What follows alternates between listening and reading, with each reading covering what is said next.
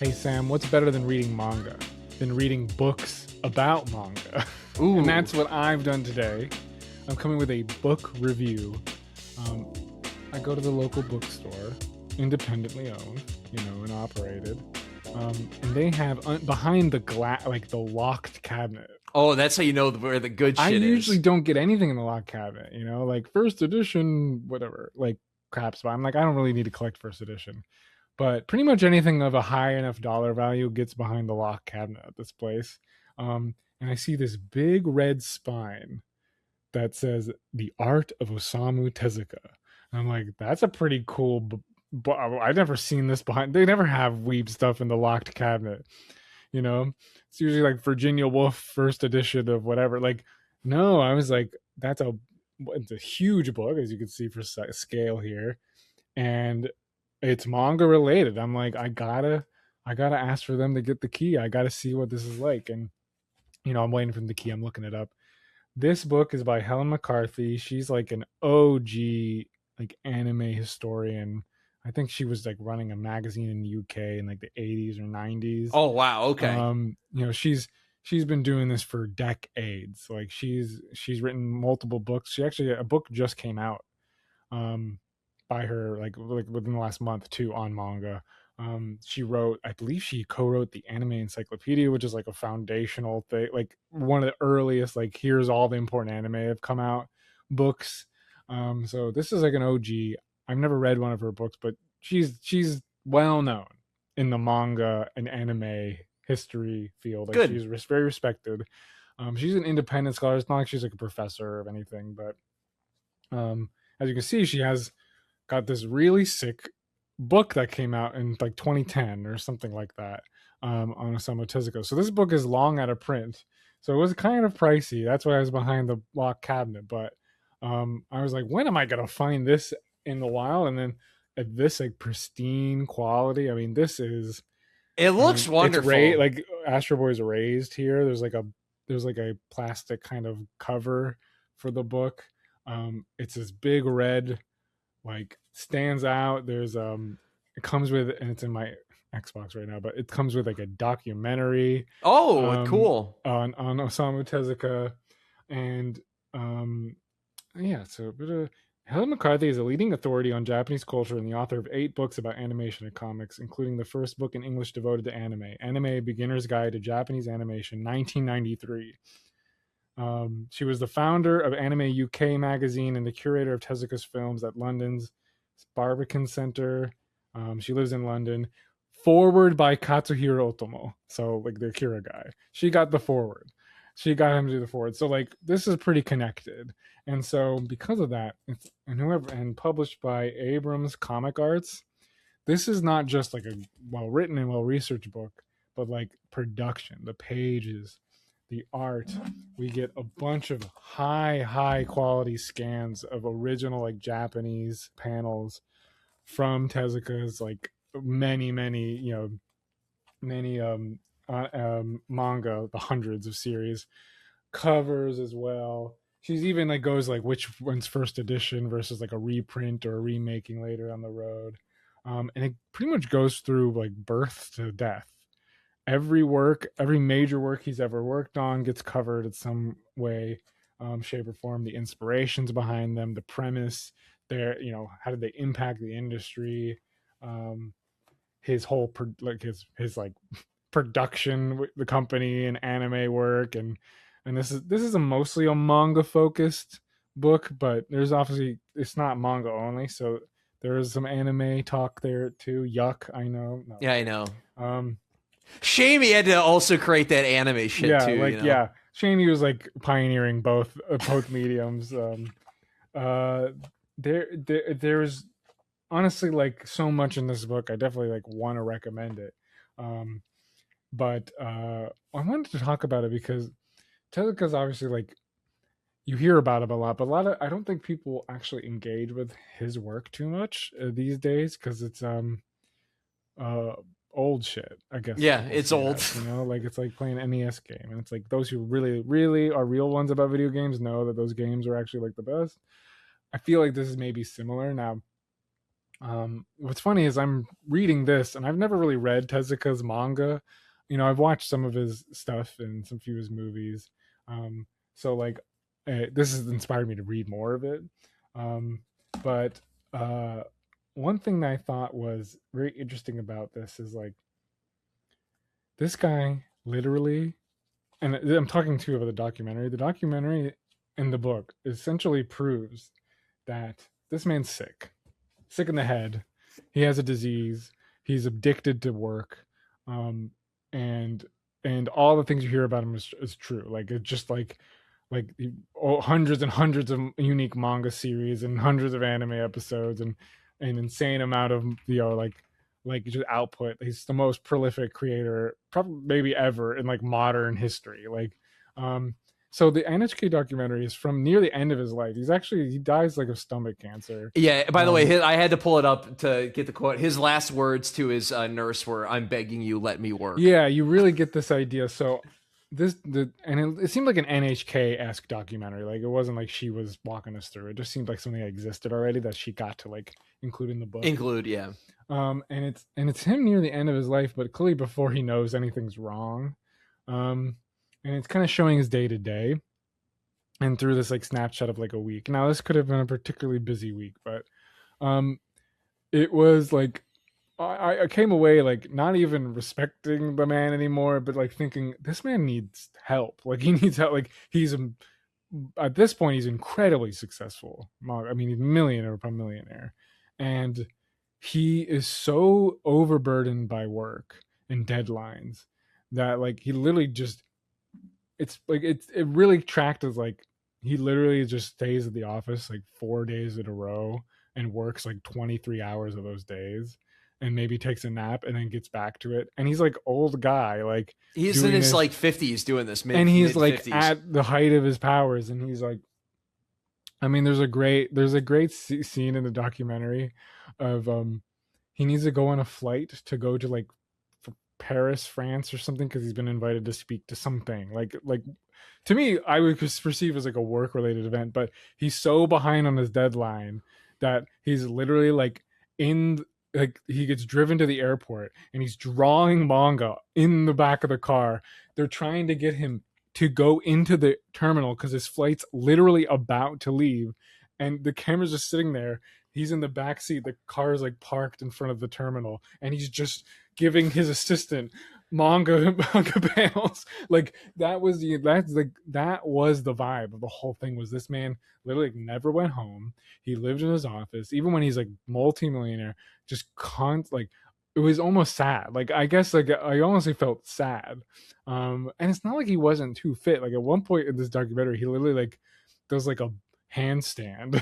Oh, It was kind of like I was like, geez, like he's like in my old days, I used to be able to do push-ups from here. Um, and again he's gotten older. He even talks about this whole sequence that he can't draw circles anymore. Like I just don't have like I've definitely weakened. Like I'm getting passed by all these young mangaka. Like you can tell like that's just concern. His day to day is like anxiety over this, in a way that I was like, this is like sick. So it explains though like all of his manga, all of his anime, like there's such a fury and passion to them, and they're all really like come straight from his life. um One thing I found fascinating, again, I might be a little naive to him, so I'm learning a lot of this, is like I don't know if you knew this, and it's something I didn't know, and maybe it was popular knowledge. Like manga's clearly very personal to him, and even though he's drawn like hundreds of manga, he has this like Hollywood-esque cast of actors that play roles in his manga. So I'm starting to discover from things I've seen of his, like he'll have like act like he treats them like they're actors in like a Hollywood studio. yeah, And so yeah. Characters that will appear like with the yeah, same like or similar actors will appear names. again, but they'll have different character. Like there'll be different character names in the story, but it's Tom Hanks playing. Like it's very similar. Like he has this rotating cast. Like that was his little acting company of his little character. It's just like the cutest thing. Like very very like kid drawing comic thing to do that he just sustained as like a professional, and they just became incredibly important, popular characters in the world. Um, that I found really endearing. Um, you know, his dad was a doctor. His grandfather was almost like famous for like bringing Western medicine to Japan. Like, and I guess like really important. Like, and the fact Yeah, that and and he I mean went he's to also no slouch either in the medical department either. I think he he went to also is no he just went yeah. to medical school and started his manga career at the same time.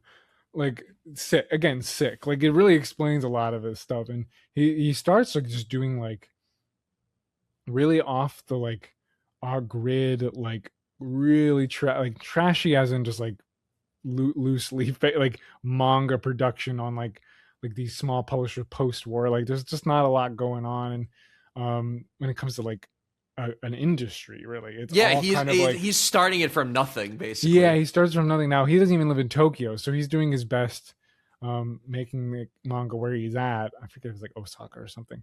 But and then he'll like he's in medical school in this one town, and then he's trying to get to Tokyo and get a publisher over there to like print his stuff, because that's like where you have to be. That's where the action is. Because he's not the first person to ever draw manga, and he would say that. But like obviously it's just he creates like the industry. What we know, Yeah, yeah, is what the we know manga as industry. manga. Yeah, And so like he's going to medical school and then taking a train every day to Tokyo to hawk his wares, and he's drawing fervently on the train to meet these deadlines of X Y, like just like constant down the line of this. Like the only way he has one speed is what I was clearly like learned, is like he had one speed, and it was just constant intensity the whole way, which unfortunately is the case with a lot of mangaka who die young, which I couldn't help but thinking about too, like the yeah, Berserk and yeah, like because he dies Toriyama. at 60. Yeah, yeah, and of course, like once he's diagnosed with stomach cancer, does that stop him? Like, no, he's like, no, I must continue, and that probably didn't help his prognosis. Um, yeah, so you get to learn like his experiences in post-war, Japan, or his experience as a medical student, like really inform his manga. um so they're very personal, even though there's so many of them, and he's such like a company in and of himself. Like they're very personal stories, with his little characters, and his mother was like part of some all women's theater troupe in his hometown. So he like was exposed to a lot of like art and performance, and it also explains a lot of like his more. He's kind of like progressive in the way that he has a lot of like gender play in his manga. There's a lot Mhm. of androgynous kind of characters, and commentary on gender, and like growing up watching his mother and all of her other theater members, all women's theater troupe, kind of playing with gender and probably playing male roles and female roles, and like those are clearly inspiring him to like have these certain female characters that are kind of both, or male characters that are kind of androgynous. Even Astro Boy is kind of like Yeah, no, I see. No, yeah, I totally see what yeah, you mean. like so. There's just a lot of like interesting kind of um cross sections of influences that it's clear that yeah, I guess like it's impossible for him, the constant like meme of like um some mangakas days their only inspirations are manga. Like no, for Tezuka, like there wasn't that. Like it was just very broad. Like Mobius from France, there's like a graphic artist from Oh France. yeah, Like so very huge, influential. yeah, huge influence on him. Like he was constantly kind of feeling the pressure of like maintaining like cutting edge, interesting stories and concepts. Also like very, I don't know if he's is Buddhist, but just kind of idea of like every single story of this through line of like all living things are equally Apparently, he valuable. was agnostic, but it was Yeah. buried at a Buddhist temple. Yeah, like all living things are equally valuable. The tree, the fox, the person, like they're all equally valuable and should be cherished. That's kind of clearly like a major theme that goes through a lot of his work. I mean, there's no shortage of classics, right, for him. And we'll talk about it maybe in another segment, but I learned so much about, you don't just learn about Tezuka, but like manga history. There's a section where I guess like his apartment building, or his apartment like unit that he in Tokyo once he finally moved there, like became like that building, the complex, became this hub for like all aspiring like manga and anime creators. Like it was like this like network Yeah, that like people lived it's like with how people him. talk about like Cal Arts or something here It's in the States. 100%, yeah. Yeah. Like it's like everyone like, oh, you can source a lot of like early anime and manga history to this building because Tezuka lived there.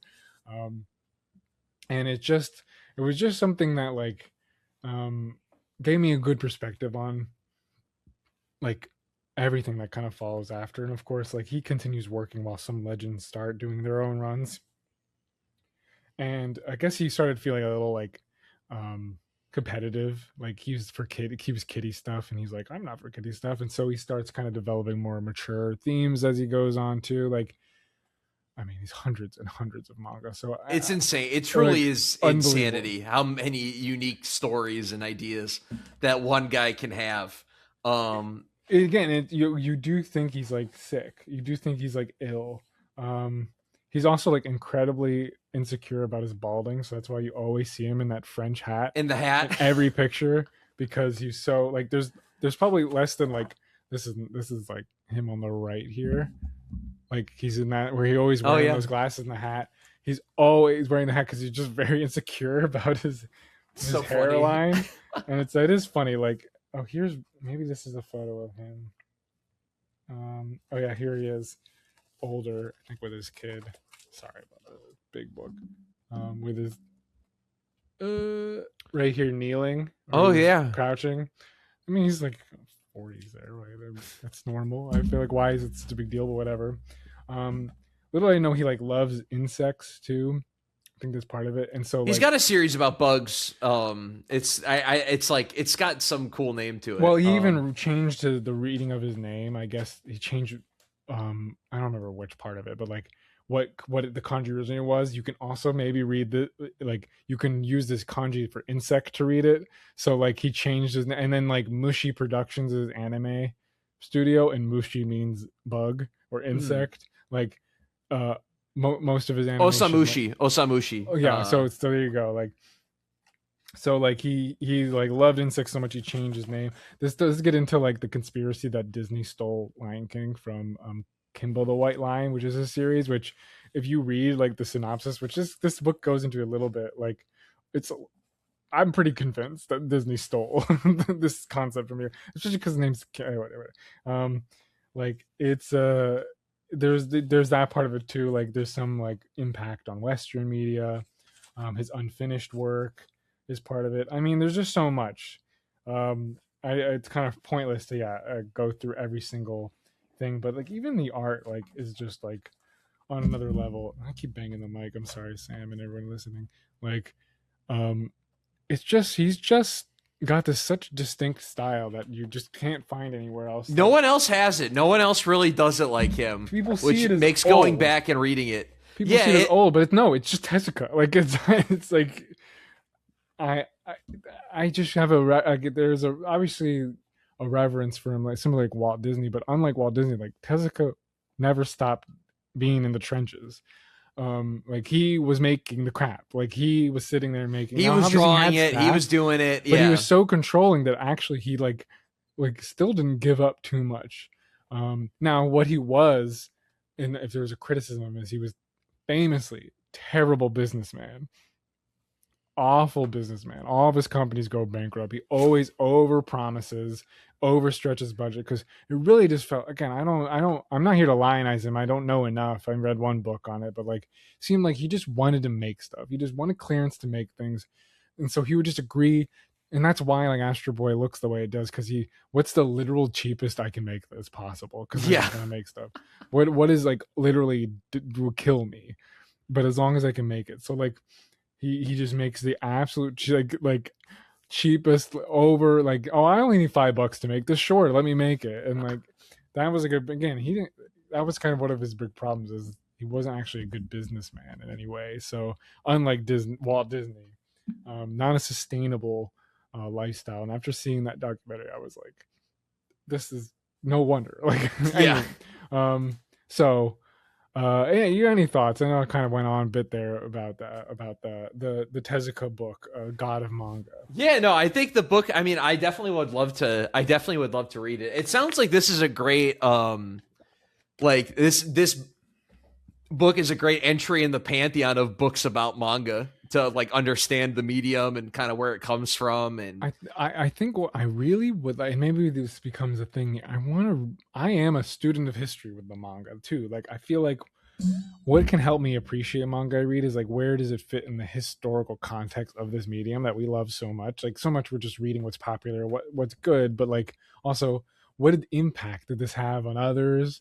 So I want to read more books about manga as well as manga because I feel like it helps me appreciate um more just the medium in general as especially like Tezuka. He's so yeah, and influential. I'm sure You can now miss as it you things, you yeah. go and read more Tezuka, you'll have some context for why it's important and why it matters, and I think that'll enhance it even more on top of just the stories naturally being great and high quality in and of themselves. Yeah, no, I also wonder how good like there's a lot of Tezuka manga because he was the first popular one. There are also a lot of the first ones that got translated. I wonder how good those translations are, or is this like and how many we even got here? Um, Yeah, is this like is it also feels like why is he not as talked about these days? It's like it's just harder to access him. I feel like than if it's in Shonen Jump and you can just read it. definitely. Yeah, I don't think any of his work is on any of the major apps Like here. yeah, like you can go to Barnes and you can see a few in print. Like a few of his stuff is in print just because he is that influential. But it's usually like very boutique like volumes that are pretty like pricey, because like it's not the most in demand thing. There's not Tankobon coming out every week from him, and so there's usually some kind of collector's edition, but that you have to get that's like an omnibus with but it, I'm sure parts of it are dated, whatever that means. I don't. It's one of my least favorite complaints about anything ever. If anyone says that about anything, it's like, can you not like? It's like to read a story, you have to like empathize with the characters. Like you Yeah. can't empathize enough to like empathize with this being made earlier. And Like I think it is the art style for a lot of people I know, but it's that so good. unfortunately I know Yeah, it's like get over it. Like like it's got like old Fleischer Disney cartoonish vibe to it a little bit. But that's cool. It's very unique style too. Um, yeah, that's it's if such a you unique flavor. to Yeah, I'm a be. big I think this is part of being authentic.